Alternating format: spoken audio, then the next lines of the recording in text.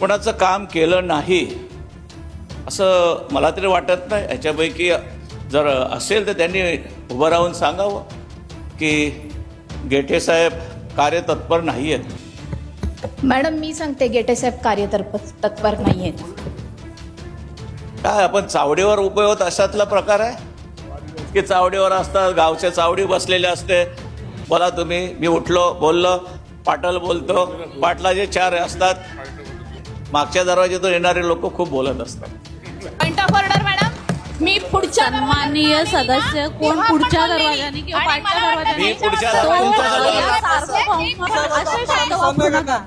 ते पण मागून आल्यात, हे मागून आल्यात.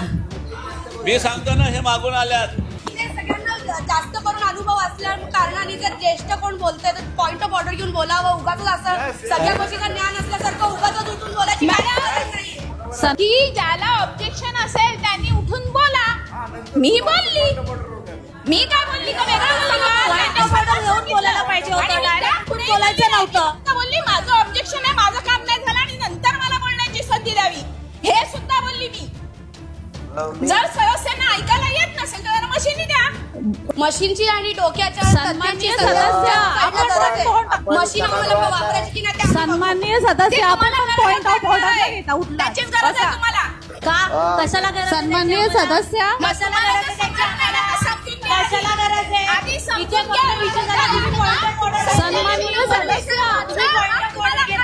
आणि मला लावून सन्माननीय सदस्य आपण बसा, भांडण नाही झालं.